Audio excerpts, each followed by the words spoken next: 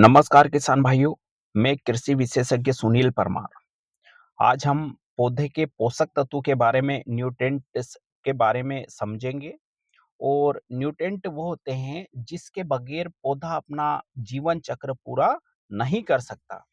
इन पोषक तत्वों की यदि संख्या की बात करें तो टोटल संख्या इनकी 17 होती है।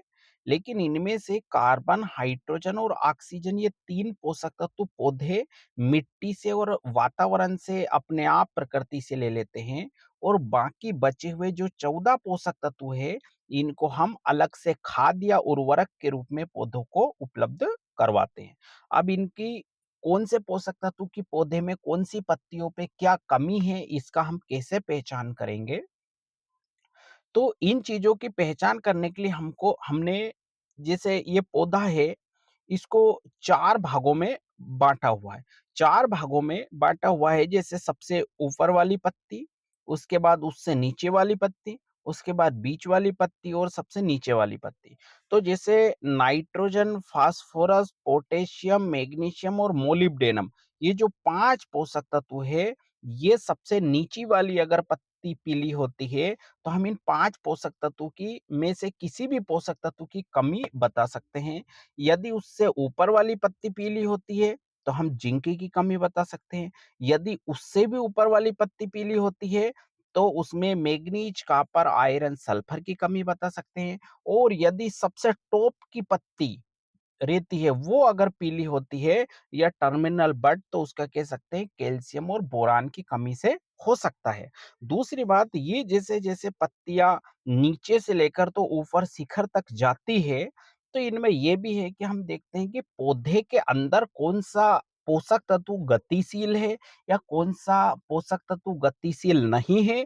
तो हम ये देखेंगे कि जो सबसे ऊपर होते हैं, जैसे सबसे ऊपर यहाँ पे दिया हुआ है बोरान और कैल्शियम।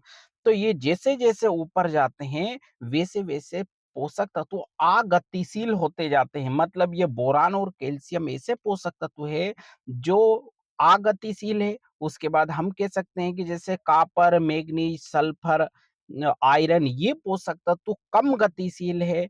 और उनसे थोड़े ज़्यादा गतिशील ये पोषक तत्व जिंक होता है। और सबसे ज़्यादा गतिशील जैसे nitrogen, phosphorus, potassium, magnesium, molybdenum, ये नीचे वाले ज़्यादा गतिशील होते हैं। तो इसलिए सबसे जो कम गतिशील होते हैं, उनकी सबसे ज़्यादा कमी शिखर पे देखी जाती है। और जो टर्मिनल बड है ऊपर, उसमें कैल्शियम और बोरान के कमी के कारण होता है। अब दूसरी विशेषता है कि जैसे हमने बताया कि ये 5 पोषक तत्व की कमी के कारण नीचे वाली पत्ती पीली होती है। इनमें भी डिफरेंट देखने को ये मिलता है कि नाइट्रोजन की कमी के कारण पूरी पत्ती पीली होती है। फास्फोरस की यदि कमी, नीचे वाली पत्ती तो पीली होती है, लेकिन पूरी पत्ती पीली होती है। फास्फोरस की कमी के कारण पत्तियाँ क्या है, बैंगनी कलर की होने लगती है। पत्तियाँ नीचे की पीली से बैंगनी कलर की होने लगती है।